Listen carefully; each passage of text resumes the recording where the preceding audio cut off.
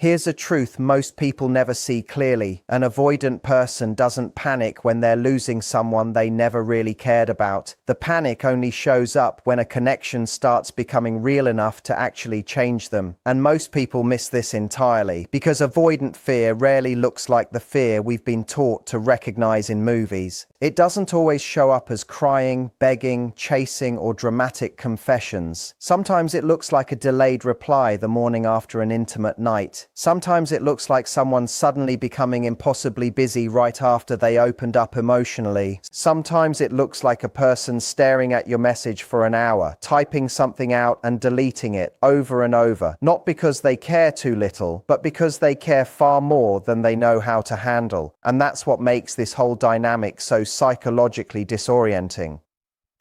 The deeper their feelings actually go, the louder their internal survival instincts start screaming. If you've ever sat there completely baffled by how someone could seem fully invested one moment and totally unreachable the next, this is going to explain a lot more than you expect. Because here's the painful part. Avoidant people have this uncanny ability to make you feel chosen and rejected in almost the exact same breath. They pull you in close enough that you start to feel special, and then, right as your heart begins to relax into them, they create distance again. And the truly frustrating part is that half the time, they don't even fully understand why they're doing it themselves. It isn't calculated, it's reflexive.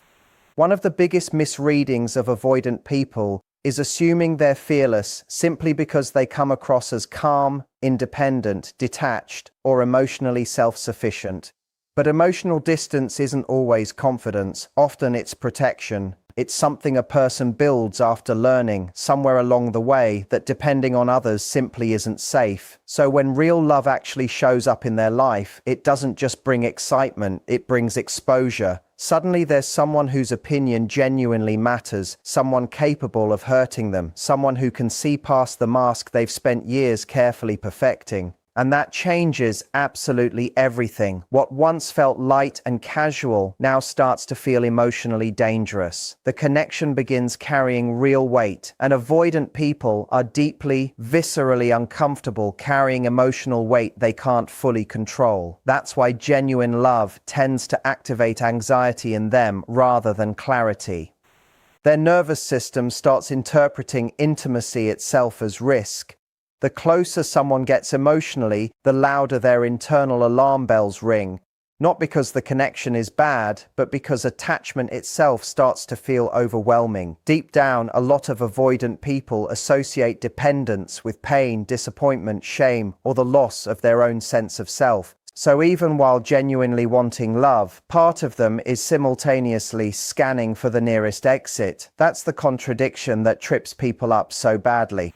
An avoidant person can deeply care about someone while also feeling afraid of the vulnerability that comes with real intimacy. As feelings grow stronger, they may become more cautious, overthink conversations, and pull back after moments of closeness. This distance is often not because they stopped caring, but because emotional connection triggers fears of exposure, dependence, and getting hurt. Avoidant people can experience an internal conflict between wanting love and protecting themselves from it.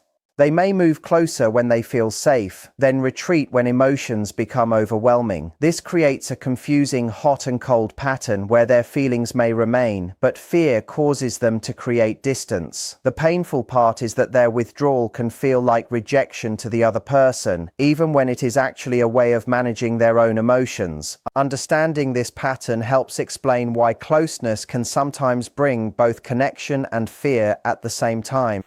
In their own mind, they're simply trying to stabilize themselves, but to the other person, it can feel like love is slowly evaporating in real time. And this is where silence enters the picture, because the silence of an avoidant person is rarely as empty as it looks from the outside. That's the part people misunderstand most. Their silence is usually crowded, full of thoughts they can't comfortably express, overthinking, internal conflict, anxiety, guilt, longing, fear. Sometimes they disappear because responding emotionally in that moment feels too exposing. Sometimes they convince themselves they need to regain a sense of control before reconnecting, and sometimes they stay quiet because they already sense that the conversation waiting for them will require a level of vulnerability they're not ready to give. But while all of that is happening internally on their end, the person waiting on the other side is experiencing something entirely different: confusion, self-doubt, obsessive overthinking, emotional abandonment. The avoidant person believes they're preventing emotional chaos by pulling away temporarily.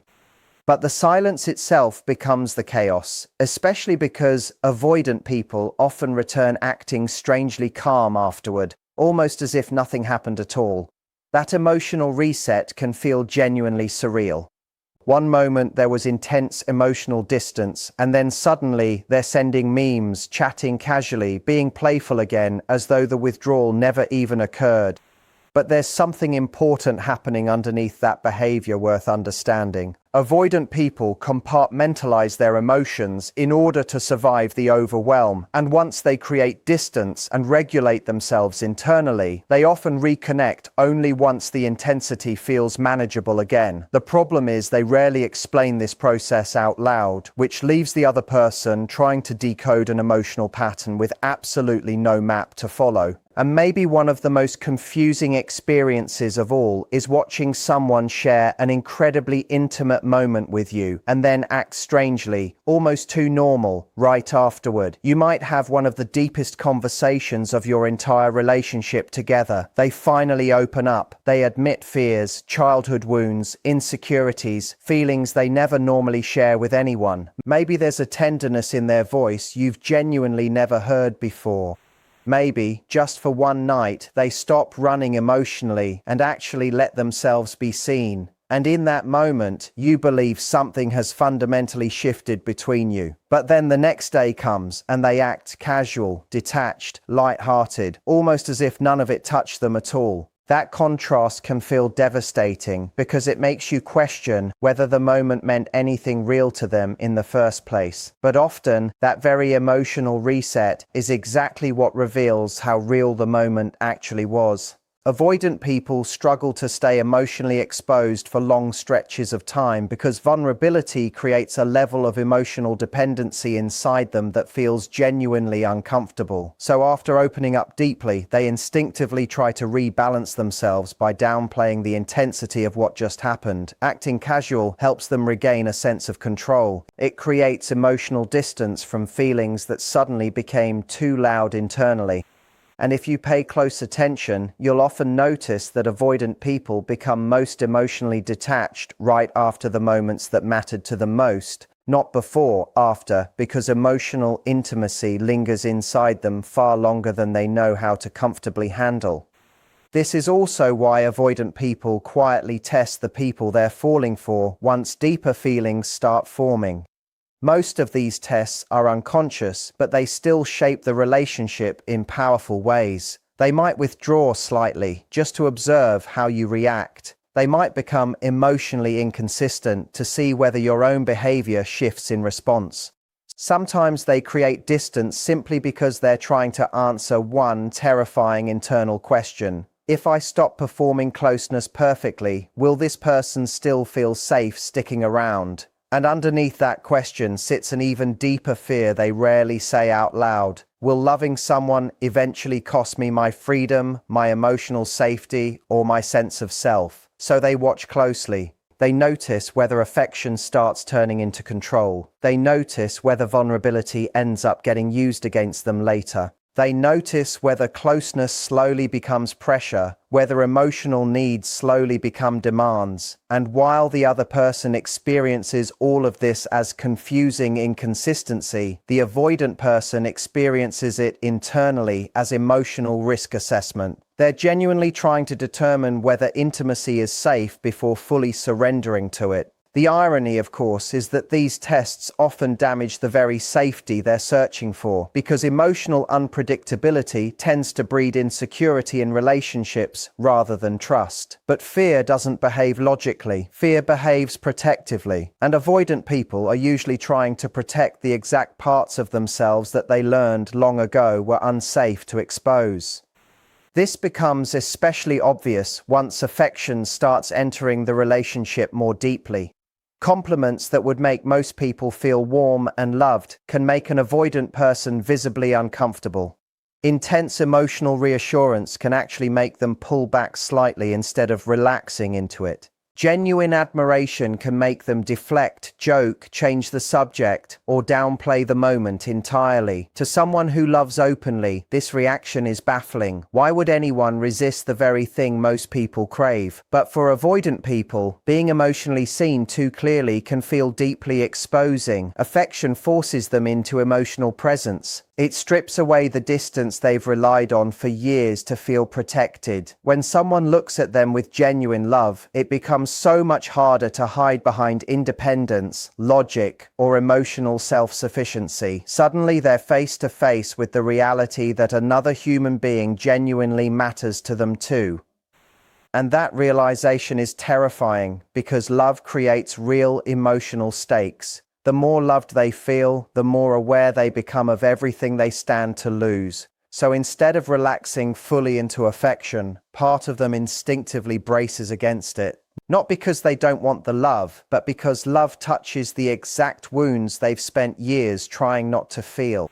And underneath all of this sits one fear that quietly controls almost everything an avoidant person does in matters of love: the fear of losing themselves. Most people assume avoidant people are simply afraid of commitment, but commitment is rarely the actual issue. The deeper fear is emotional engulfment, the fear that love will slowly consume their independence, erase their identity, or trap them inside expectations they can't sustain forever. And that fear rarely builds overnight. It's usually constructed over years of associating closeness with pressure, criticism, unpredictability, or the sense that their needs never had room to exist safely in the first place. So when an avoidant person genuinely starts falling for someone, part of them begins quietly worrying about what they might have to sacrifice emotionally just to keep the relationship alive. They start asking themselves questions they may never say out loud. Will I still feel free?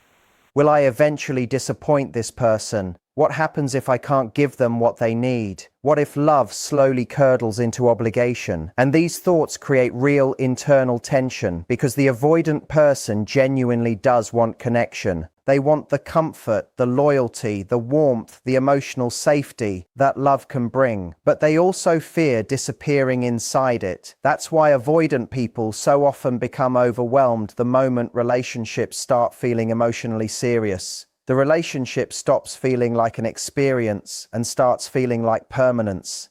And permanence activates responsibility, vulnerability, and emotional exposure in ways that can make them instinctively want to escape, even while they care deeply.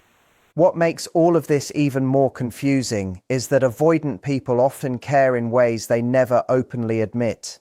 In fact, one of the clearest signs that an avoidant person is scared to love you is how much attention they secretly pay you while pretending to be emotionally detached. They remember tiny details you mentioned weeks earlier. They notice shifts in your mood before you've said a single word about it. They remember your routines, your habits, your emotional patterns, your favorite things, even things you casually mention once and have since forgotten yourself. They might quietly check your social media, reread old conversations, or think about moments with you long after they've acted like the whole thing was casual. And this matters because avoidant people rarely invest emotional attention where there's no real attachment underneath. Their feelings tend to live beneath the surface instead of on display. So while another person might express love loudly and directly, an avoidant person frequently expresses it through quiet observation, subtle consistency, or a kind of emotional presence that only becomes obvious once you step back and connect the dots. The problem is that because they struggle to express vulnerability openly, the people who love them often miss these quieter signs entirely. They go looking for reassurance in obvious emotional language, while the avoidant person is actually showing care through memory, attention, and quiet devotion hidden underneath restraint.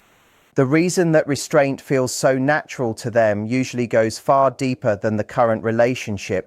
For a lot of avoidant people, vulnerability was never modeled as safe to begin with. Somewhere earlier in life, emotional needs may have been ignored, dismissed, criticized, or treated as a weakness. Maybe they learned that expressing emotion led to disappointment. Maybe needing comfort made them feel ashamed. Maybe they were praised for their independence long before they were emotionally ready to carry that role. Whatever the specific origin, the outcome tends to be the same. They learn to survive by minimizing their emotional dependence on other people, and survival strategies don't just vanish the moment love shows up. That's why avoidant people can genuinely crave intimacy while simultaneously resisting it. Their nervous system still associates deep vulnerability with danger, even inside a relationship that is objectively healthy.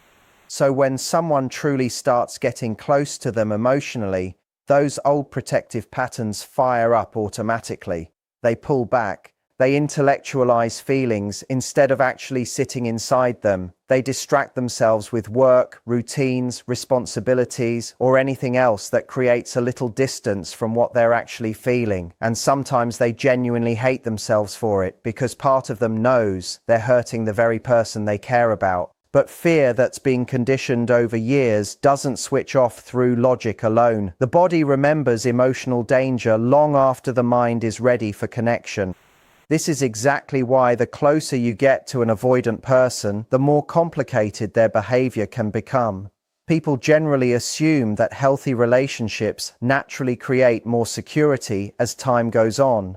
But for avoidant people, increasing closeness can initially activate more fear instead. Casual relationships feel emotionally manageable because there's still enough distance to feel safe inside them. But stable love, consistent emotional intimacy, someone who truly sees them and actually stays, reaches much deeper layers of attachment that they can't easily control. The relationship stops existing only in the present moment and starts carrying real emotional weight into the future. Suddenly there's the possibility of loss, heartbreak, emotional dependency, vulnerability that could become permanent. And that intensity can trigger withdrawal precisely because the connection feels meaningful. This is why avoidant people sometimes seem most distant during the healthiest stretches of a relationship. It isn't always toxicity creating that distance. Sometimes safety itself just feels unfamiliar to them. Sometimes unconditional love feels more terrifying than chaos, simply because chaos, at least, feels emotionally familiar. Stability leaves them with no distractions from their own emotions, no games, no uncertainty, no emotional armor, just closeness. And closeness forces avoidant people to confront feelings they've spent years trying to outrun. That internal pressure often peaks right when things finally start feeling genuinely good between the two of you. Ironically, this is often exactly when avoidant people are most likely to self-sabotage. They might suddenly start fixating on flaws that never seemed to matter before. Small incompatibilities get magnified out of proportion. They become irritable, distant, uncertain, or strangely critical. Sometimes they pick fights over things that feel insignificant. Other times they shut down emotionally without any real explanation. And if you're the one experiencing that shift, it can feel absolutely heartbreaking because it tends to happen right when the relationship finally started feeling safe and connected. But self-sabotage is often just the avoidant mind attempting to regain emotional control before vulnerability deepens even further. If the relationship starts becoming genuinely serious, part of them starts hunting for reasons to retreat before they become fully attached, because full attachment means full emotional risk. So the mind starts scanning for exits. Problems suddenly become easier to focus on than fear. Doubt becomes easier to sit with than vulnerability. Distance becomes easier than surrender. And the painfully honest truth is that avoidant people often damage emotional safety, not because they feel nothing, but because they feel far too much and don't yet know how to hold it without internally panicking.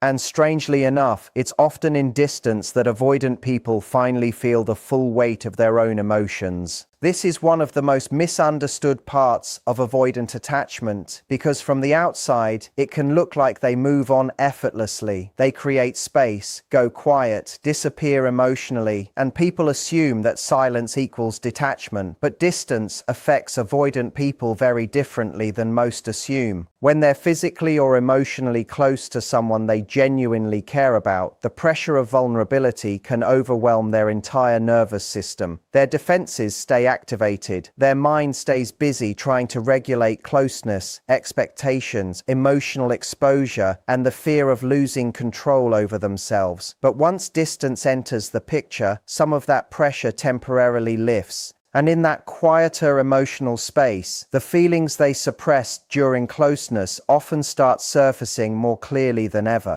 Suddenly they miss the conversations they seemed indifferent to at the time. They replay moments they acted emotionally unaffected by in the moment. They think about your voice, your habits, your presence, the emotional safety they quietly felt around you but struggled to admit while it was actually happening. It's almost paradoxical. Sometimes they access love more honestly in absence than they ever could in real-time intimacy, because absence removes the immediate fear that vulnerability normally triggers. But this creates yet another painful contradiction inside avoidant relationships. The person they miss so deeply is often the very same person they struggled to stay emotionally close to while things were actually happening. And by the time an avoidant person fully processes what someone actually meant to them, real emotional damage has often already been done.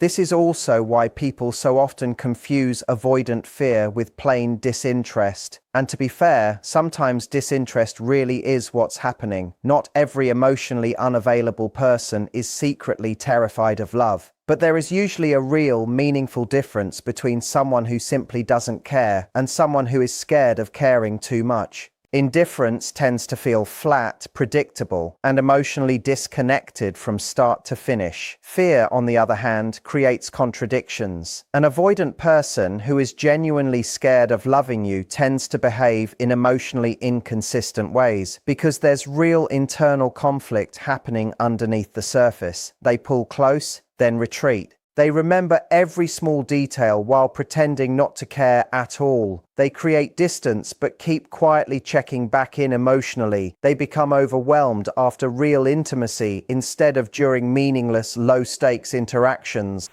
They struggle to stay emotionally steady precisely because the connection genuinely matters to them.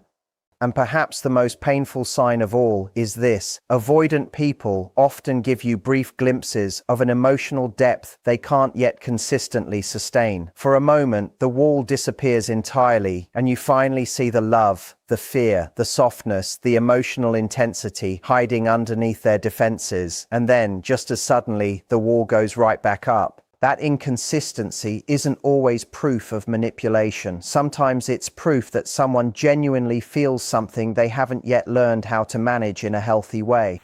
And when avoidant people finally realize they're truly in love, the emotional experience happening inside them is usually far more intense than what they show on the outside. Many avoidant people don't even recognize their own feelings right away because they spend so much energy intellectualizing emotion instead of actually sitting inside it. But eventually, something shifts. The person they once believed they could keep neatly compartmentalized starts becoming emotionally central in their mind. They start imagining what it would be like to lose them. Jealousy hits them more sharply than expected. Their emotional reactions grow stronger. Silence from that particular person suddenly affects them far more than it used to. The connection starts feeling permanent rather than temporary. And that realization can create real internal chaos because now the avoidant person isn't just managing attraction or casual attachment anymore. They're confronting genuine emotional dependence. Love stops feeling hypothetical and starts feeling genuinely dangerous.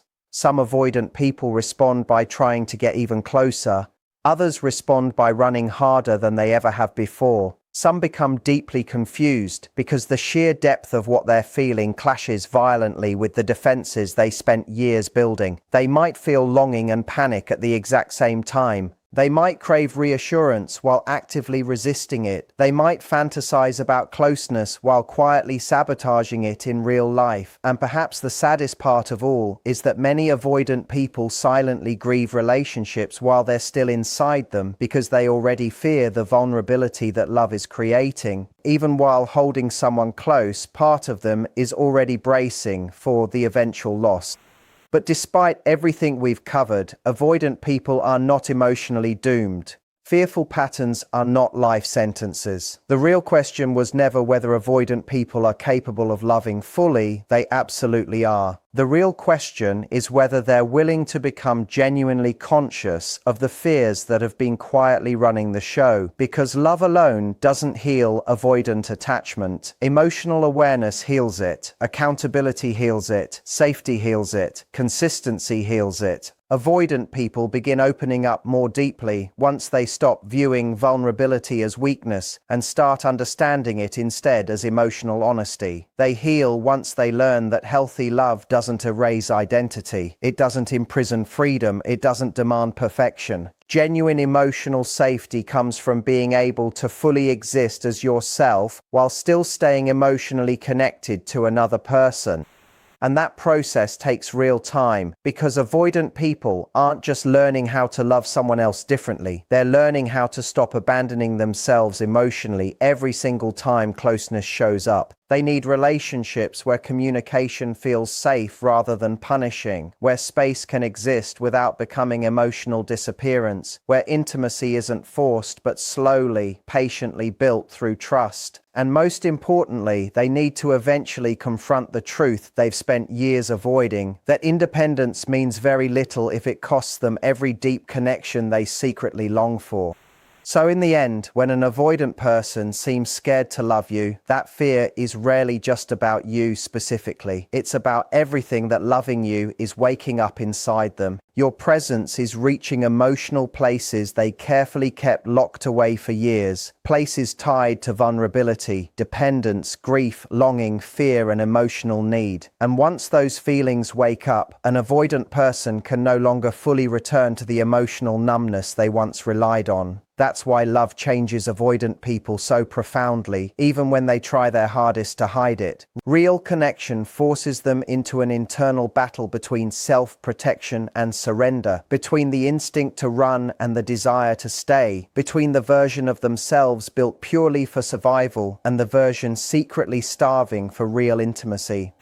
And if you've ever loved an avoidant person, you already know how heartbreaking that conflict can feel up close, because sometimes the person who cares about you most deeply is also the person most terrified of needing you emotionally. But understanding all of this doesn't mean accepting endless emotional inconsistency, and it doesn't mean losing yourself trying to rescue someone from their own fears. Love only becomes truly healthy once both people are willing to face themselves honestly. And for an avoidant person, that honesty begins the moment they finally stop asking, "How do I avoid getting hurt?" and start asking instead, "What kind of love would actually be possible if I finally stopped running from it?"